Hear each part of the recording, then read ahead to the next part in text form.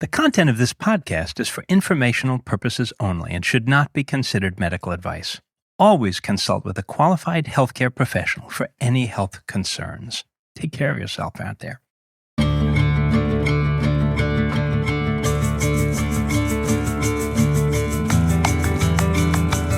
Welcome to Unravelling. This is a podcast that sees the world through the lens of mental health. I'm Mary Wilson. I'm a former journalist.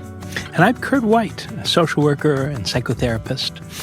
And today we're going to begin the first of two episodes that dig into aspects of the universality of our experiences as human beings. It's a thing I've been thinking about a lot, that what is it that really defines who we are? What kinds of experiences are things that we might say, well, we all have to go through those, whether they're sort of joyful experiences or difficult experiences. How do we tap into them? How do we put them front and center in our lives and use them as the sorts of lessons that might help guide our intentionality in the way that we choose to live every day? And one of those things that is so universal is grief. We've all been through it, or we will one day. And Kurt, I'm so fortunate I haven't had to go through a lot of grief yet, but I know it is, like you said, universal, and I will one day. It's another one of those topics that is something people try to avoid. You withdraw from it. I'm sad to say when, loved ones are experiencing loss, sometimes you're at a loss for words yourself. You don't know how to help them. What does the mental health field have to say about that?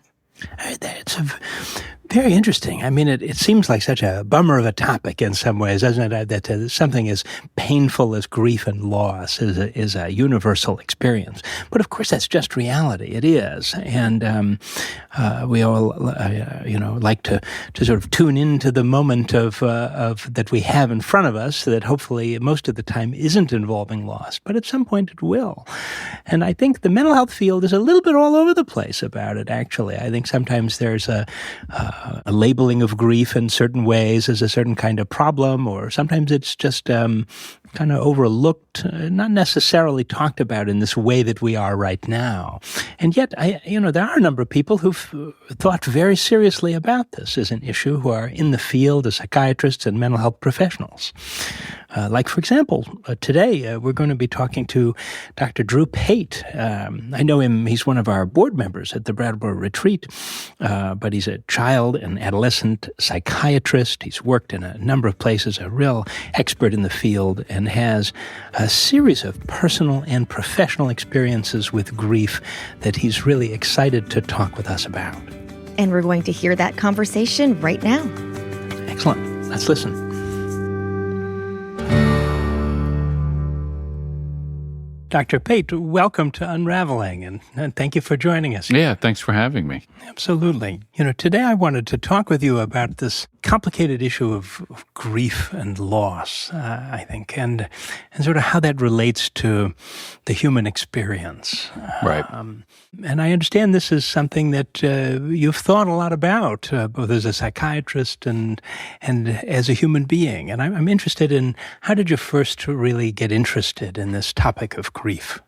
I think, Kurt, many years ago when I was new in training, I had a close friend who had lost a brother in a tragic accident early in life. And one of the things that she would talk about to me was her experience in the mental health world, because she was also involved in the mental health world, was that we tended to diminish, I guess, the opportunity to discuss grief with others and to really diminish the experience and look at it more as a pathology rather than a component of the human experience. And it always intrigued me that she would tell me she could never really find a therapist, a doctor, a psychiatrist who really experienced grief or understood the experience of grief as an actual human experience. Everyone thought, if you're not over it in a few weeks, regardless of the loss, then there must be something pathological about it.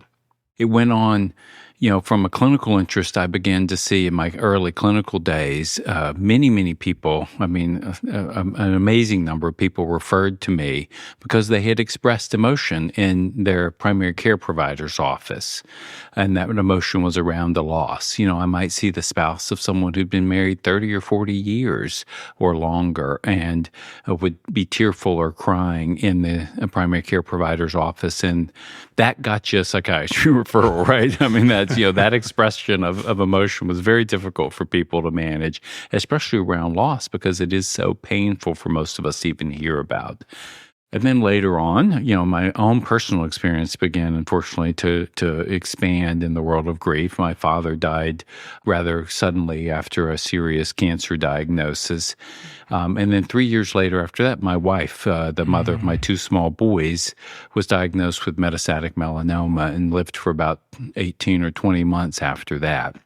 And I think after that experience of losing her, the incredible sense of derailment, of disorganization, of inability to sort of comprehend the world or how to go forward, became a day-to-day experience for me. And I think that connection going back to my friend's experience, and then as a seasoned clinician at that time, I had been doing this for about 20 years when my wife died, to really understand, we really therapeutically, from a treatment perspective, we really don't appreciate the power and the life-altering effect that grief has on the survivor, on those left behind.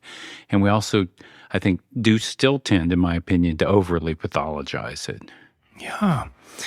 So definitely a lifelong and very personal and evolving sense of what this even means. And I want to get into a lot of that and with you today. And I'm sort of curious about, with so much misunderstanding of grief, maybe it might even help just to have a kind of working definition of what is it actually? What do we even mean by grief? I think there are kind of these scientific definitions. Yeah. I think in the sort of objective scientific, clinical world, we would describe it as the feelings, emotions, behaviors which occur after the loss of, another important individual in your life. That's, I guess, how I would describe it. I think in the longer term versus mourning, right? We have mourning, which is sort of that initial phase when you've lost someone. Then the post-mourning phase of grief, of the ongoing, the longer term effects of loss, which really influences every realm of our being. I think that we don't even think about grief as a part of the human experience, but rather, since it's something that everyone else experiences, that definition for each of us as an individual probably really comes out of how we've experienced the grief and the loss ourselves. It is one of those elements of things that everyone will go through to one extent or another, presumably, right? And so it's something we get firsthand experience with. Right. Yeah. No, I think it's, the fact that, one of the difficult parts of, aging and growing older, right, is the longer we live, the more loss we will have. And I think that's one of the consistent hallmarks of all of us, is, we all get to a point where someone important will be lost to us. And, when you think about the experience of humanity, there is no culture where it doesn't happen. It's across all cultures, all experiences, all ages. Do you have a sense of why something that's such a large part of our experience isn't talked about a little bit more directly or without a lot of making room for it? Right. My thinking on that is I think it's very difficult for us as humans to understand or to tolerate, I should say, really, the expression of negative emotion, of powerful negative emotion of others. Like we're very easily joining in, right, with the happy emotions, the celebrations, the wishing wells, the doing, moving on, the doing the positive things, as I say, in life. When something happens to us, which is scary and makes us feel worse, not better, I think we tend to shy away from that. If you think about, if you're in the store or in the airport, right, where you see, to me, the airport's like one of the places where you see the most expression of human emotion, right? And so you see all these people coming together and seeing each other, and you're if people may be clapping to someone as arriving back, or they've got their signs up. But if people are standing in the airport and they're crying, people don't tend to reach out and say, "Oh, what's going on? Are you okay?" I actually had this personal experience recently of sitting waiting for an airplane, and a gentleman came up, sat next to me at the restaurant where I was sitting to have something to eat while waiting, and he was just in extreme. I mean, he is incredibly distressed. He was crying. I could overhear him on the phone talking to someone, that clearly he had just experienced a loss that was going somewhere, and you could sense the discomfort in the room, right? And we did actually reach over and say, "Are you okay? Is anything, sir? Can we get you anything?" The guy at the bar brought him a drink right away some people, but in general, it's not like the person who came in and said, "Oh, we just got married," So I think that sense of withdrawal from that emotion when people are expressing it, we don't want to be around. It makes us all uncomfortable, and we tend to avoid things that make us uncomfortable. Yeah, and I think there's a certain cost to that avoidance, isn't there? I think it maybe we lose something of the roadmap of how to integrate grief experiences in our lives. Yeah, it encourages us to push it away rather than to be open to it. I think in that we have sort of a fundamental lesson of how we should, I think, experience grief, which is the acceptance of it as a normal part of life.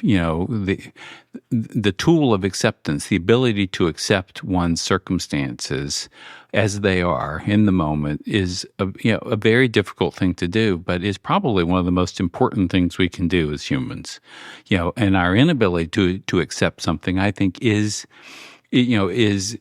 a symptom of that pushing away of negative emotion. It's like, oh, no, we have to be happy. We have to smile. We have to feel good right now. Well, acceptance, we hear a lot about mindfulness these days, right? Mindfulness is not about being relaxed. It's not about feeling good. It's about accepting what's happening in the moment. And I think we can learn a lot from allowing ourselves to accept that and overcome that. I think what is a natural human urge to avoid it.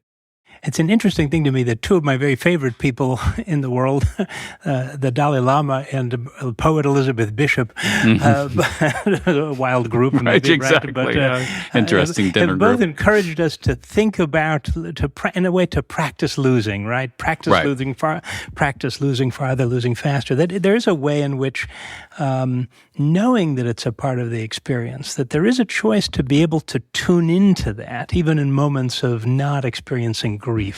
Right. And I'm curious if you have thoughts about how we might do that. I think one, being open to it as an experience, right? Allowing ourselves to experience it through the connections with others.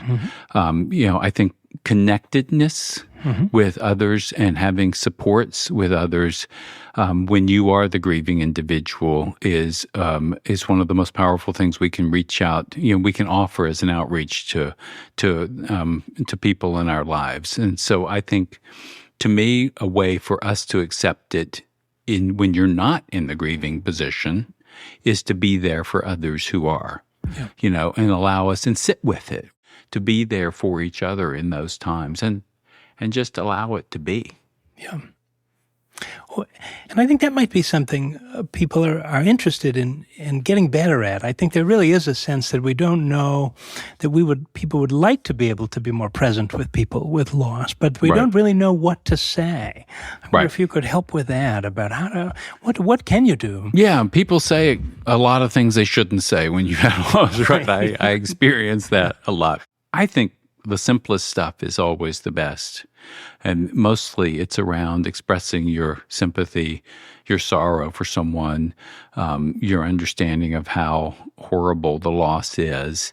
And if you're offering to support them in some way, any way, then make sure that is a genuine offer and you're not saying it just to get out of the conversation. If you're not willing to be there and support someone, if you feel like, I don't have it in me, to do this, then don't offer to do it. To me, the most powerful thing personally was when people recognized the loss and maybe even did something simple. Like sometimes people did, a group of my late wife's friends gathered and organized. She was very into like this early child play center, and they organized like a little fundraising drive and had like a little plaque and a little thing to recognize what she had done there. I mean, anything that shows recognition or acknowledgement of the person, to me, is a powerful emotional support. Yeah. No, I like that a lot, and I can relate to that after some losses that I've had myself. I think that's true because people can sort of help you be in the experience of it a little bit more, actually, isn't it? Right. You know? Yeah, and being there, and that's a way to share the experience. Yeah. And there's the belief in some cultures and religions that if no one is gone as long as someone is saying their name, right? And so, to me, that's a very powerful. Like I wanted my whole personal, goal and way to, I guess is the best way to put it, when my late wife died, was to ensure that people remembered her as a person, and that my boys remembered her, and that she stayed present. And maybe you could tell us her name and a little bit about her and how you came to have to lose her. Yeah, so Lisa was my late wife who I met in Boston when we both just finishing training. She was a specialist in obsessive compulsive disorder. She worked at a well-known psychiatric hospital in the Boston area.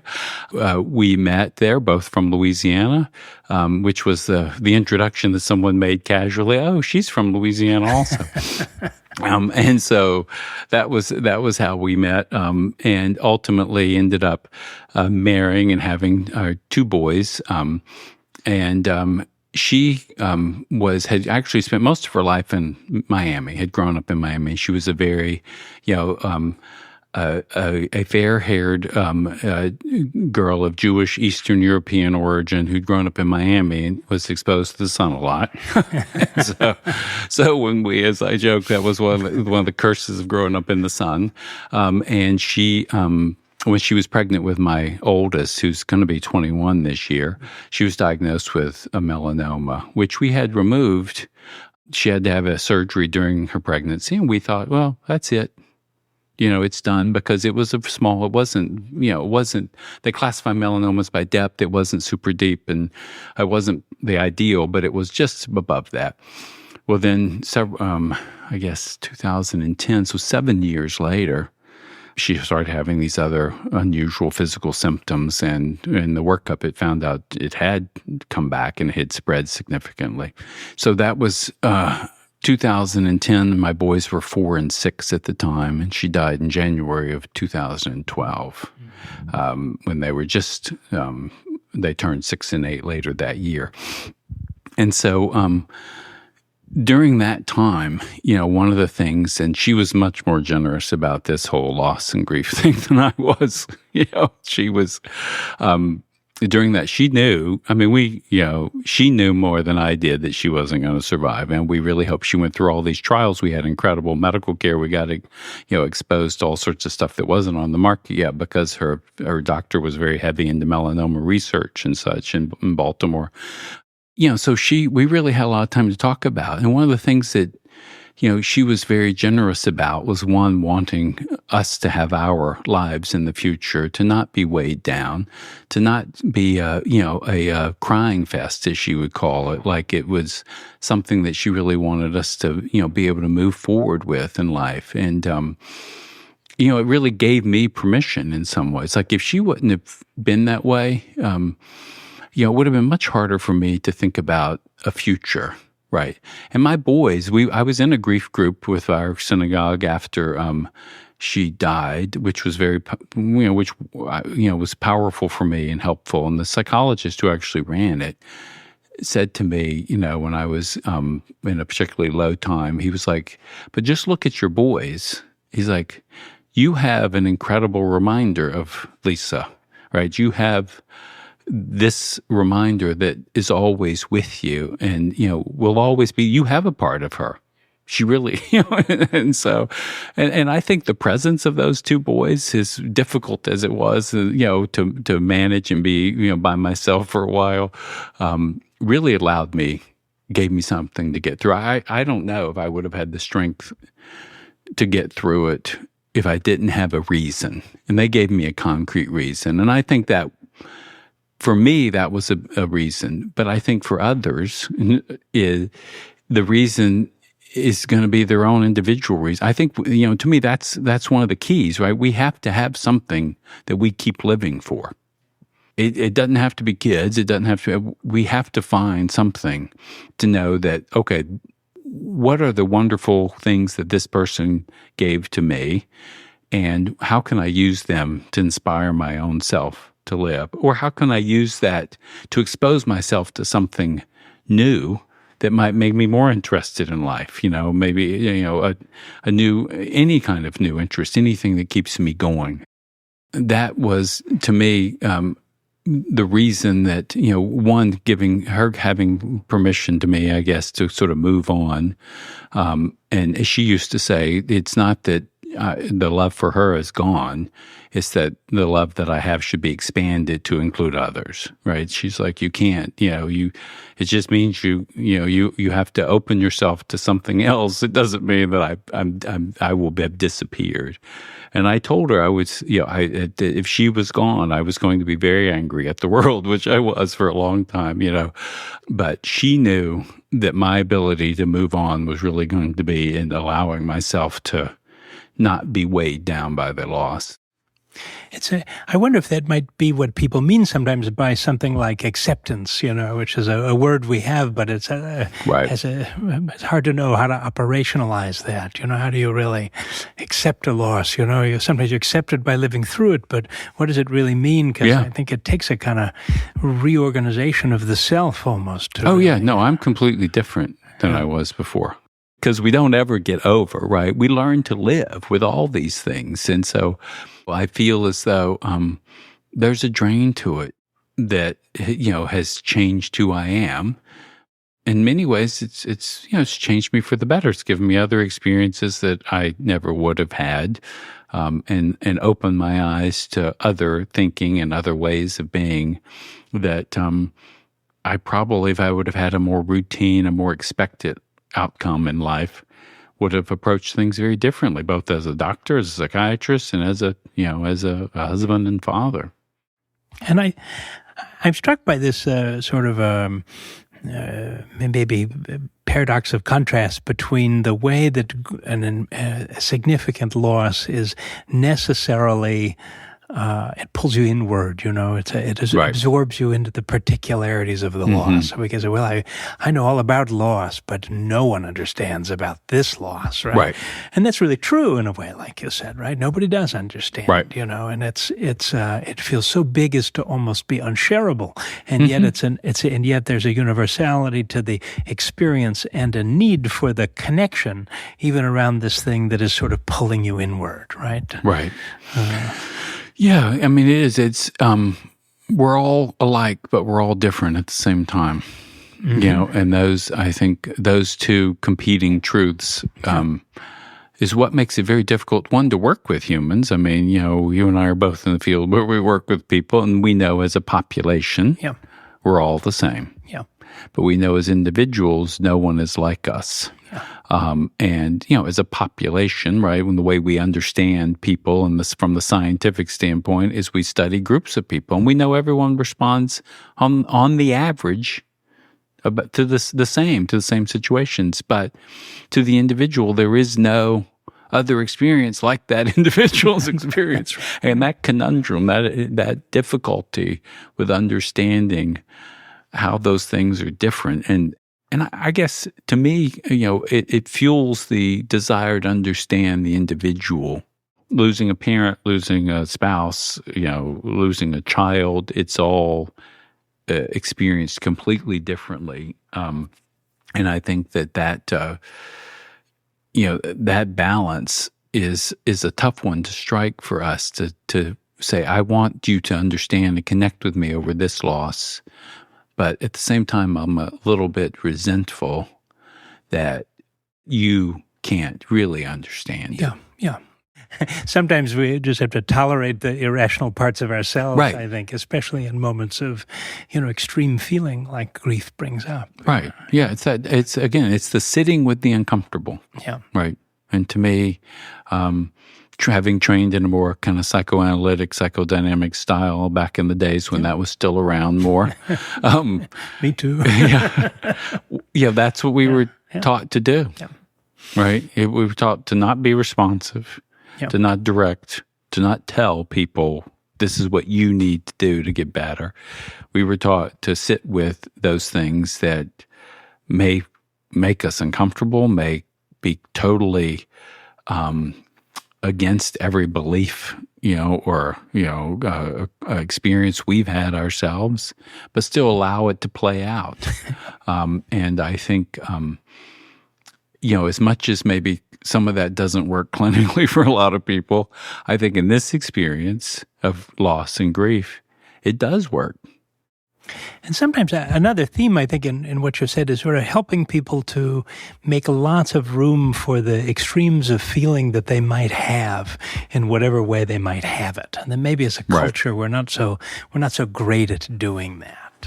No, I don't think we are. I think we're kind of bad at doing it personally. I think the Western world in particular likes a very narrow range of emotional expression, right? And the tolerability of wider ranges of emotional expression to either end makes us very uncomfortable. We tend to believe in America that there's a concept that one is supposed to be happy every day. However you define that, but that is happiness is the goal, right? This is to me one of the most fascinating things. When you compare us in antidepressant prescribing practices to similar other Western cultures, primarily European, we are off the charts in our antidepressant prescribing culture. And when you look at the cultural beliefs as to how one should feel, those actually align with the prescribing practices. Yeah, it strikes me just all these signals about how quickly people are that they're supposed to get over it at all, but that they're supposed to not only just get over it, but get over it quickly. You get maybe 3 days of bereavement leave is pretty standard in a lot of places, and that's pretty wild to think about. A 3 day period of time, and then you're just sort of supposed to get back on the wheel. I think the experience of grief as a long-term aspect of life is the developmental pathway. That is the way it should be. Like, it doesn't go away. Expecting someone to not be tearful, to not still be upset by it months, years later is bizarre to me. And that, to me, tells me the people writing those books and those standards have not really experienced it. It never goes away. Yeah. Well, Dr. Pate, thank you so much for this conversation today. This is so deep and stimulating. It brings up so many personal and professional associations and sort of a realization of the sort of tendrils that grief has in so many different elements of experience that sometimes we don't even think about. Right. I appreciate it. I think it's good I think having the conversations allow them to be had. Yeah.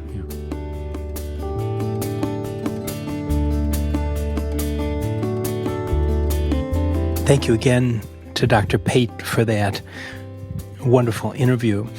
And welcome again, Mary, who's been listening along. And I wonder if you have any reactions or thoughts about what you've been hearing here. Yeah, through the whole discussion, it seems like Dr. Pate really wanted us to learn to embrace loss as just a normal part of life and not something that you get over, and really to tune into that feeling. And everyone has their own timeline, like he said, of dealing with loss. How do you help people not just get over something, because we know that's not what happens. You live with it forever, like Dr. Pate said.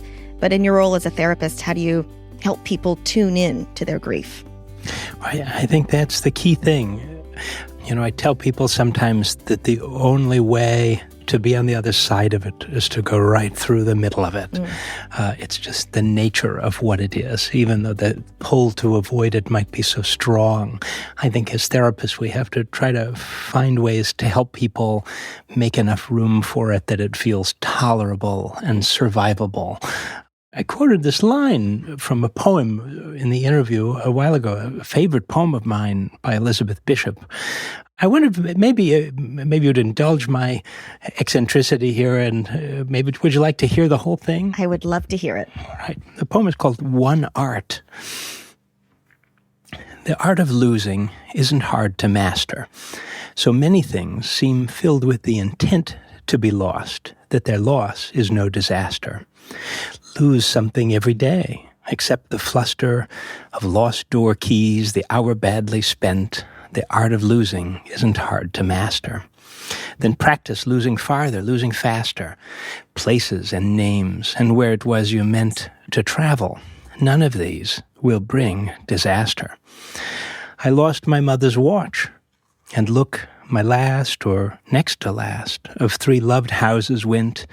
The art of losing isn't hard to master. I lost 2 cities, lovely ones, and vaster, some realms I own, 2 rivers, a continent. I miss them, but it wasn't a disaster. Even losing you, the joking voice, a gesture I love, I shan't have lied, it's evident. The art of losing's not too hard to master, though it may look like, write it, like disaster. Wow. From the most trivial of things to the most unbearable. And somehow we get through it all. Thank you for sharing that, Kurt. Thank you, Mary. And thank you again to our listeners. And we'll be joining you again soon. I'm Kurt White. And I'm Mary Wilson. We'll see you next time.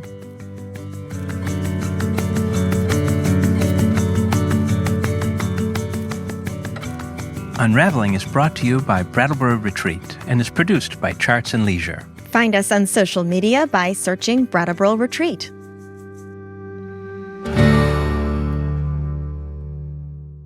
Brattleboro Retreat is committed to exploring diverse perspectives on mental health. While we invite hosts and guests to share their insights, the views expressed are their own and do not necessarily reflect the policies or positions of the hospital or its staff.